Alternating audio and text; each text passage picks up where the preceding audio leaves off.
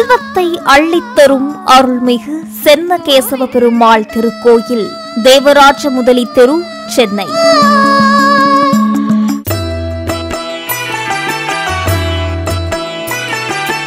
கிபி 1762 ஆண்டு.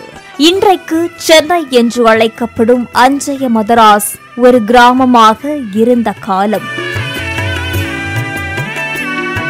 விவசாயமும் நெசவும் மீன்பிடி தொழில்களும் செழித்தோங்கி இருந்த காலம்.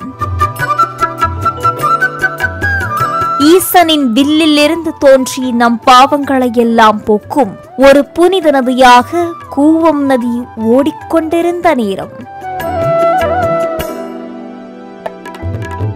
இந்தியாவின் கிழக்கு பக்கம் இருக்கும் வங்கக்கடல் பரப்பில் அந்நியர்கள் தங்களது வர்த்தகத்தை விரிவுபடுத்திக் கொண்டிருந்த காலம். கருப்பு நகரம் என்று அந்நியர்களால் அழைக்கப்பட்ட இன்றைய வட சென்னை பகுதியில் அந்நியர்கள் தங்களது இருப்பிடங்களை விரிவுபடுத்த திட்டமிட்டிருந்தார்கள்.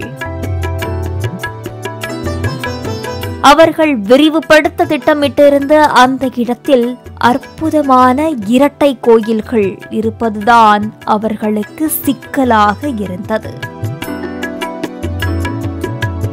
சைவமும் வைணவமுமாக இணைந்திருந்த அந்த இரட்டை கோயில்களை அகற்ற தீர்மானித்தார்கள், முயற்சித்தார்கள், மக்கள் கொந்தளித்தார்கள். பல நாட்கள் பேச்சுவார்த்தைகள் நடந்தது. பின்னர் அந்த இரட்டை கோயில்களை இடம் மாற்றிக் கொள்வது என முடிவெடுக்கப்பட்டது.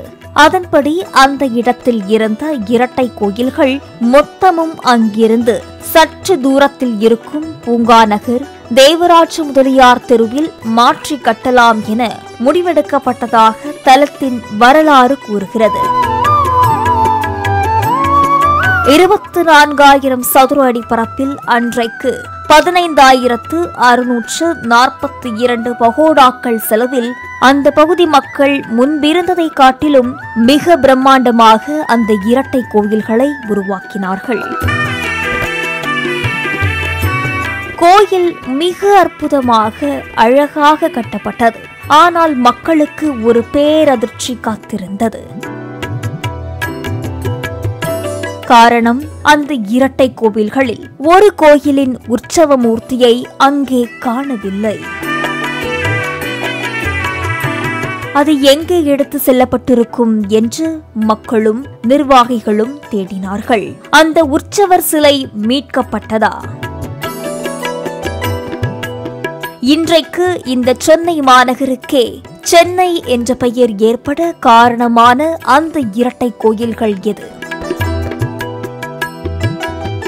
அந்த இரட்டை கோயில்களில் எந்த கோயிலை இந்த நிகழ்ச்சியில் காணப்போகிறோம்? அதன் சிறப்புகள் என்ன? அங்கிருக்கும் இறைவனின் பெயருக்கு என்ன சிறப்பு? மற்றும் அந்த கோயில் தீர்க்கும் குறைகள் என்ன என்பதைதான் இன்றைய குறை தீர்க்கும் கோயில்கள் நிகழ்ச்சியில் காணப்போகிறோம்.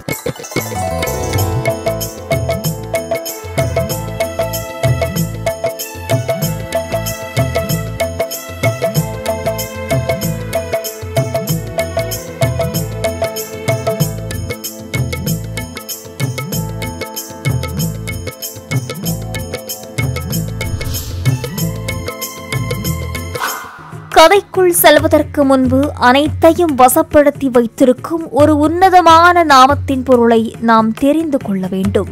அந்த மகத்துவமான நாமம்தான் கேசவம். கெடும் இடராகிவெல்லாம் கேசவாவென நாளும் கொடுவினை செய்யும் கூற்றின் தமர்களும் குறுககிலார் என்பது நம்மாழ்வார் அருளிய திருவாய்மொழி பாசுரத்தின் தொடக்கம். கேசவா என்று அழைத்தால் நம்படும் துன்பங்கள், தொல்லைகள் அனைத்தும் விலகி நீங்காத யமபயமும் நீங்கும் என்பது இந்த பாடல் தரும் பொருள். 12 திருநாமங்களிலேயே முதன்மையானது கேசவ நாமம். 4 கரங்களிலும் சக்கரம் ஏந்தி நம்மை கிழக்கு திசையில் காப்பவர்தான் கேசவமூர்த்தி. ஸ்ரீ விஷ்ணு சகஸ்ரநாமமே கேசவமானது. பெருமைகளை சொல்லத்தான் பிறந்தது என்று பிதாமகர் பீஷ்மரே கூறுகிறார். ஆகாயத்தில் இருந்து பெய்யும் மழையானது இறுதியில் எவ்வாறு கடலை சென்றடைகிறதோ அதுபோல் நாம் எந்த தெய்வத்தை வணங்கினாலும் அந்த பிரார்த்தனைகள் அனைத்தும் கேசவனையே சென்றடைகிறது என்பது சந்தியாவந்தன சுலோகத்தின் இறுதியில் கூறப்படுகின்ற வரிகளின் பொருள்.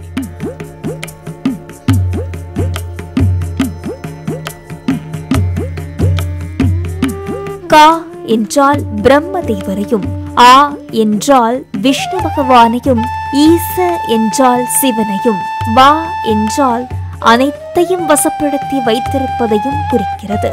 இப்படி அனைத்தையும் ஒன்றாக வசப்பட்டு நிற்கும் அந்த பரம்பொருளையே கேசவன் என்ற திருநாமத்தால் அழைக்கிறோம்.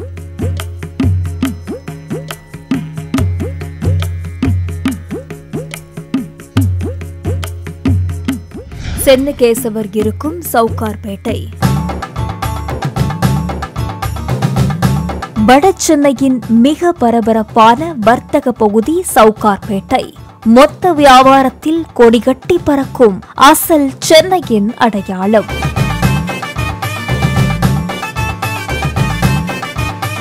இன்றைக்கும் பாரம்பரிய சென்னையின் அடையாளங்களை அப்படியே காப்பாற்றி வைத்திருக்கும் கட்டிட அமைப்புகளை கொண்டுள்ள பகுதி இது.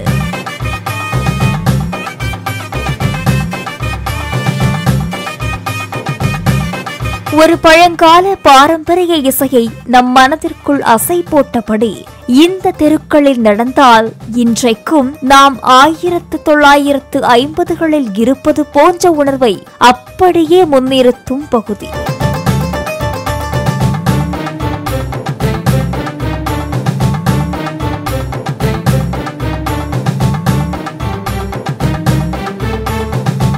வடநாட்டு தின்பண்டங்களின் சுவையோடு இந்த தெருக்களை பார்த்தால் ஒரு பாரம்பரிய இந்திய கலையின் அசல் நகரம் நம் கண்முன்னே நிற்கும்.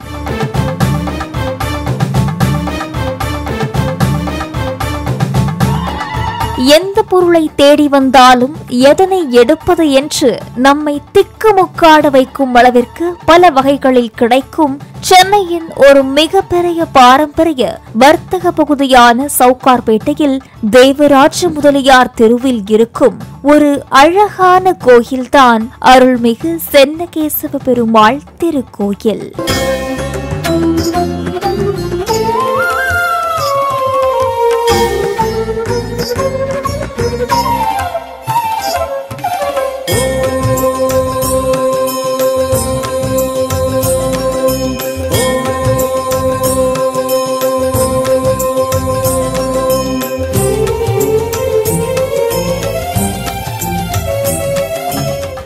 கோயிலின் வரலாற்று தொடர்பு.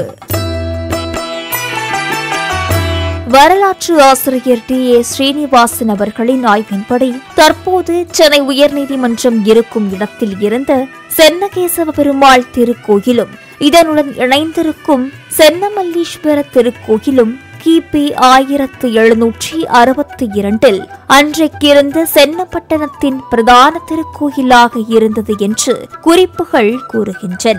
இந்த இரட்டை கோயில்களின் பெயரால் தான் சென்னை மாநகருக்கு சென்னப்பட்டணம் என்ற பெயர் முன்னொரு காலத்தில் இருந்ததாக குறிப்புகள் கூறுகின்றன. சென்னையின் வரலாற்றை பார்க்கும்போது பட்டின கோயில்கள் என்றே இந்த கோயில்களை பற்றி குறிப்புகள் காணப்படுகின்றன. அன்றைக்கு இருந்து பகோடா என்ற நாணயத்தில் கூட சென்னகேசவ பெருமாளின் முத்திரை பொறிக்கப்பட்டிருந்ததாகவும் நகரத்தில் வசூலிக்கப்பட்ட சுங்கவரியின் ஒரு பகுதி இந்த ஆலயத்திற்காக செலவிடப்பட்டதாகவும் கோயில் குறிப்பொன்று தெரியப்படுத்துகிறது. அன்றைக்கு இருந்த கிழக்கிந்திய கம்பெனி பழமையான கேசவ பெருமாள் கோயிலுக்கு அதிக முக்கியத்துவம் கொடுத்து பராமரித்ததாகவும் கோயில் ஊழியர்கள் கிழக்கிந்திய நிறுவனத்தின் பேட்ஜை அணிந்திருந்தனர் என்றும் ஆய்வாளர்கள் கூறுகின்றனர். பழைய இடத்தில் இருந்த இந்த இரட்டை கோயில்களை மணலி ஸ்ரீ கிருஷ்ணசாமி முதலியார் என்பவரது தலைமையில் இப்போது இருக்கும் இடத்தில் மாற்றி கட்டப்பட்டதாக தல வரலாறு தெரிவிக்கிறது. அவரைத் தொடர்ந்து ஸ்ரீ சரவண முதலியார் இதனை பராமரித்ததாகவும் குறிப்புகள் மூலம் தெரிந்து கொள்கிறோம். இவர்களது இருவரின் உருவங்களும் இப்போது கோயில் தூண்களில் சிற்பமாக வடிவமைத்து பாதுகாக்கிறார்கள். இப்படி தெய்வீகத்தோடும் வரலாற்று தொடர்புடைய இந்த கோயிலின் அமைப்பையும் சிறப்புகளையும் இனி காண்போம். இந்த கோயிலின் நுழைவு வாயிலில் ஒரு பெரிய முன்பக்க மண்டபம் உள்ளது. நுழைவு வாயிலின் மேல்புறம் விஷ்ணு அவரது 2 துணைவியார்களோடு நம்மை ஆசீர்வதித்து அரவணைத்துக் கொள்கிறார். அவர்களுக்கு இருபுறமும் கருடாழ்வாரும் அனுமனும் அமர்ந்துள்ளார்கள்.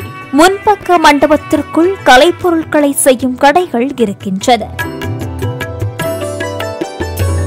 முன்பக்க வரவேற்பு மண்டபத்தை கடந்து சென்றால் பல அழகிய சிற்ப வேலைப்பாடுகள் கொண்ட தூண்களோடு கூடிய முகப்பு மண்டபம் ஒன்றுள்ளது.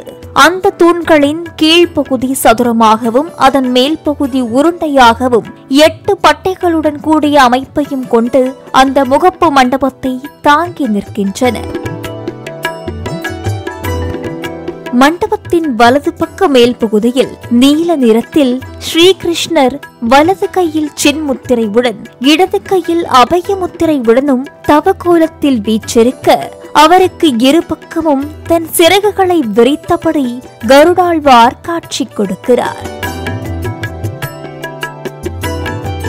கொடிக்கம்பம், பலிபீடம் மற்றும் கருடன் ஆகியவை கருவறையின் திசையை நோக்கிய மண்டபத்தில் காணப்படுகின்றன.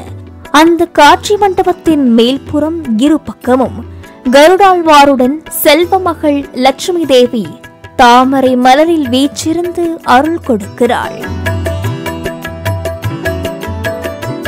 வெளிப்பக்கம் இருக்கும் சுற்று மண்டபத்தின் மேல்புறம் எங்கும் விஷ்ணுவின் 10 அவதாரங்களும் அவரின் புராண நிகழ்வுகளும் சிறப்பாக அழகாக அமைக்கப்பட்டுள்ளன.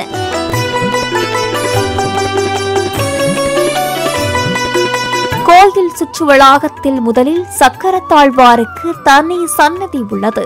தனது 16 திருக்கரங்களிலும் 16 விதமான ஆயுதங்களை ஏந்தியவாறு காணப்படுகிறார். சக்கரத்தாழ்வாரை கடந்து வந்தால் மேற்கு பார்த்த நிலையில் அனுமன் சந்நிதி இருக்கிறது. இவரை வழிபடுபவர்களுக்கு இன்னல்களை களைவதோடு மட்டுமின்றி வலிமையையும் வெற்றியையும் தருகிறார். அனுமன் சன்னதியை கடந்து வந்தால் ஆழ்வார்களுக்கு தனித்தனி சன்னதிகள் உள்ளன.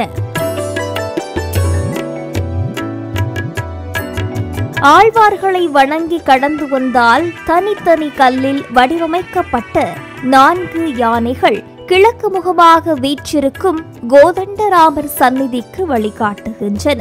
இந்த சன்னதியில் கோதண்டராமருடன் சீதை, லட்சுமணன், பரதன், சத்ருகனன், அனுமன் ஆகியோரும் வீற்றிருக்கின்றனர். இவர்களை நாள்தோறும் வணங்கினால் தீராத குறைகள் எல்லாம் தீரும் என்பது ஐதீகம். கிழக்கு பார்த்தபடி தனி சன்னதியில் செங்கமவல்லி தாயார் அருள் பாலிக்கிறார். கிளிமண்டபத்தில் இருந்து கிழக்கு பார்த்து செல்லும் போது வலது பக்கம் பரத மண்டபத்தில் ராமர் பாதங்கள் உள்ளன. அதன் அருகிலேயே அழகான துளசி மாடமும் உள்ளது. மேலும் ஆலயத்தில் ருக்மணி, சத்யபாமா சமேதராக கண்ணன் வீற்றிருக்கும் சந்நிதியும், வலதுபுறத்தில் ராமானுஜர், முதலியாண்டார், கூரத்தாழ்வாரும் அருள் பாலிக்கின்றனர். அனைவரையும் வணங்கிய நாம் இனி அருள்மிகு சென்னகேசவ பெருமாளை தரிசிக்க செல்வோம். கருவறையின் வாசலில் ஜெயன், விஜயன் என்ற காவலர்கள் உள்ளனர். கருவறையில் மூலவராக சென்னகேசவ பெருமாள் வீற்றிருந்து அருள் பாலிக்கிறார். அவருக்கு இடதுபுறத்தில் ஸ்ரீதேவி தாயாரும் வலதுபுறத்தில் பூமாதேவி தாயாரும் உள்ளனர். சென்னை திருவல்லிக்கேணியில் உள்ள பார்த்த சாரதி பெருமாள் அலங்கார பிரியர் என்றால், இத்தலத்தில் உள்ள சென்னகேசவ பெருமாள் அன்ன பிரியர் என்ற சொல் வழக்கு உள்ளது. அதனால் இத்திருத்தலத்தில் அன்னப்பிரசாதம், அன்னதான நன்கொடைகள் கொடுத்தால் தீராத நோய்கள் எல்லாவற்றையும் கேசவ பெருமாள் தீர்ப்பார் என்று பக்தர்கள் கூறுகிறார்கள்.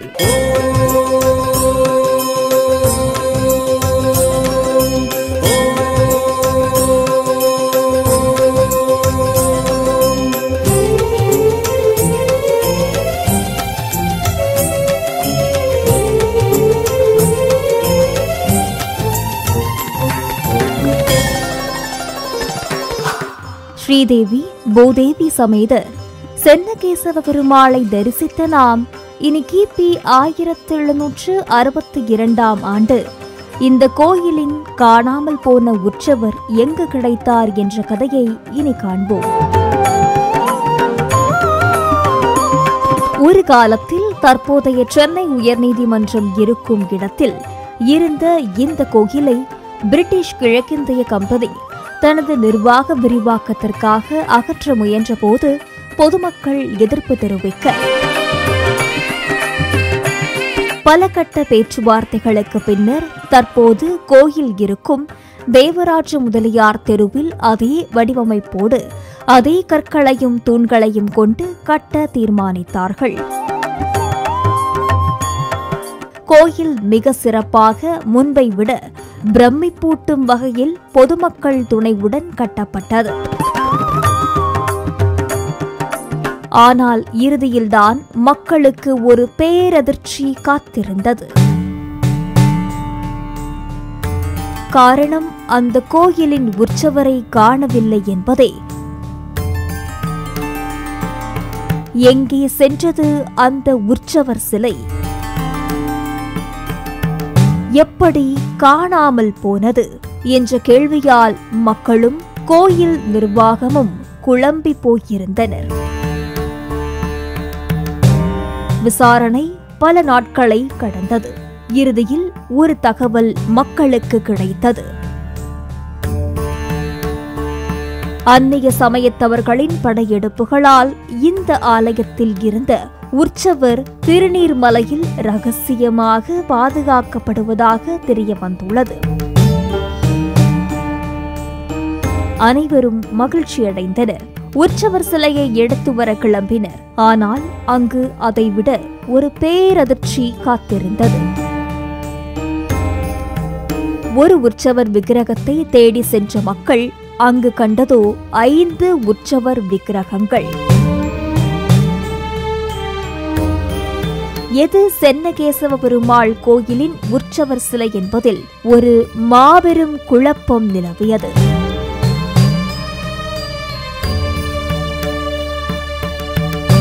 இறுதியில் அங்கிருந்த நரசிம்மர் உற்சவர் சிலையை எடுத்து வந்து ஆலயத்தில் வைத்தனர். ஆனால் சில காலம் கழித்துதான் தெரிய வந்தது, தாங்கள் எடுத்து வந்தது சென்னகேசவ பெருமாள் உற்சவர் சிலை அல்ல என்பது.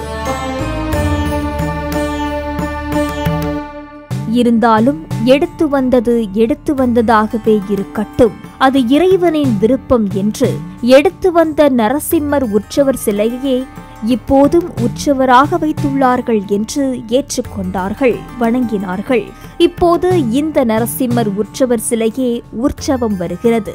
சிம்மமுகனே நரசிம்மமுகனே, சிம்மமுகனே நரசிம்மமுகனே, கண்ணிலே உன் முகம் நெஞ்சிலே உன் புகழ், கண்ணிலே உன் முகம் நெஞ்சிலே உன் புகழ், நாமத்தை சொல்லி நான் போற்றுவேனே, தினம் போற்றுவேனே. சிம்மமுகனே நரசிம்மமுகனே, சிம்மமுகனே நரசிம்மமுகனே. இதுவரை சென்னகேசவ பெருமாள் கோயிலின் சிறப்புகளையும் அமைப்புகளையும் பார்த்த நாம் இனி இந்த கோயில் தீர்க்கும் குறைகளை காண்போம். சென்னி என்ற வார்த்தைக்கு தமிழ் அகராதியில் தலை, உச்சி, சிறப்பு என்று பொருள். இந்த வார்த்தையே சென்ன என்று மருவியதாக கூறுகிறார்கள். சென்னமல்லீஸ்வர் என்றால் நகரத்தின் தலைமையையும் தலைநகரத்தையும் குறிக்கிறது. இங்கு வந்து வழிபட்டால் பதவி உயர்வு, தலைமை தாங்கும் பண்பு, சொந்த தொழில், சொந்த வீடு, அரசியலில் வெற்றி அனைத்தும் கிடைக்கும் என்று சொல்கிறார்கள்.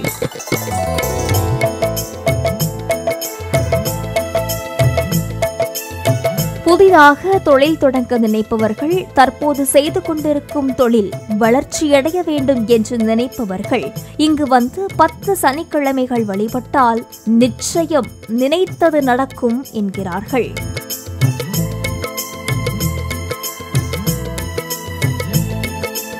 பெரியாழ்வார் பாடிய திருப்பல்லாண்டின் முதல் பாடலான பல்லாண்டு பல்லாண்டு பல்லாயிரத்தாண்டு என்று தொடங்கும் 4000 திவ்ய பிரபந்த பாடலை குழந்தைகளுக்கு சொல்லிக் கொடுத்து ஞாயிறுதோறும் அவர்களை இந்த கேசவ பெருமாள் சன்னதியில் சொல்ல சொன்னால் குழந்தைகளின் பேசும் ஆற்றல் வளரும் என்பது நம்பிக்கை. ஆதி பரஞ்சோதியாய் அண்ட பகிரண்டமய நாதியாய் நின்ற நாமம் அடிமுடியின் நடுவாகி எளியவன் களி கூற கண்பு வைத்திருந்த நாமம் நீதி நெறியாகவே மணிப்பூர கந்தனில் நிலையாக நின்ற நாமம். திருமணத்திற்கு வரம் தேடும் ஆண்கள் இங்குள்ள ஆண்டாள் சன்னதியில் தொடர்ந்து வெள்ளிக்கிழமை நாட்களில் வழிபட்டு வந்தால் நிச்சயம் வரன் கிடைக்கும் என்கிறார்கள்.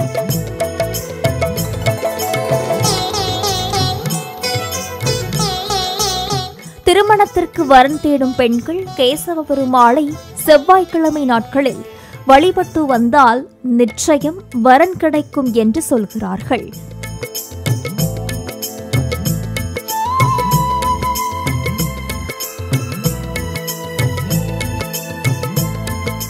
வாங்கிய வீட்டு மனைகள் அல்லது காலி இடங்களில் பிரச்சனை என்றால் 5 புதன்கிழமைகளில் இங்கு வந்து கோரிக்கை வைத்தால் அதில் இருக்கும் வழக்குகள், சிக்கல்கள் அனைத்தும் தீரும் என்பது நம்பிக்கை. சனிக்கிழமைகளில் ஒரு குழுவாக சேர்ந்து இங்கு 4000 திவ்ய பிரபந்த பாடலை பாடினால் குடும்பத்தில் இருக்கும் அனைத்து துன்பங்களும் விலகி வாழ்வில் நிச்சயம் சிறந்த முன்னேற்றம் ஏற்படும் என்று சொல்கிறார்கள். திருமலை வாசா கோவிந்தா, திருவெங்கடேசா கோவிந்தா, உன் திருமுக தரிசனம் அனுதினம் காண திருவருள் புரிவாய் கோவிந்தா. திருமலை வாசா கோவிந்தா, திருவெங்கடேசா கோவிந்தா, உன் திருமுக தரிசனம் அனுதினம் காண திருவருள் புரிவாய் கோவிந்தா. உன் பதம் நாடி மலையேறி உன் அருள் தேடி புகழ் பாடி, உன் பதம் நாடி உன் மலையேறி உன் அருள் தேடி உன் புகழ் பாடி, உனதினம் வணங்கும் அடியவர் உணவெனும் கோவிலில் வாழ்ந்திடும் பெருமாளே. திருக்கோயில் விசேஷங்கள். வைகுண்ட ஏகாதசி புரட்டாசி மாத சனிக்கிழமைகளிலும் திருவோண நட்சத்திர தினத்தன்றும் பெருமாளுக்கு சிறப்பு அபிஷேகம் செய்யப்படுகிறது. ஆண்டுதோறும் பல்வேறு மூர்த்திகள் உலாவரும் சித்திரை பிரம்மோற்சவம், வசந்த உற்சவம், பெரியாழ்வார் உற்சவம், தைப்பொங்கல், ஆண்டாள் நாச்சியாரை போற்றும் ஆடிப்பூர விசேஷங்கள் சிறப்பாக கொண்டாடப்படுகிறது. திருப்பதியில் ஆண்டுதோறும் நடைபெறும் பிரம்மோற்சவத்தின் போது குடைகள் இந்த கோயிலில் இருந்து ஊர்வலமாக எடுத்து செல்லப்படுகிறது.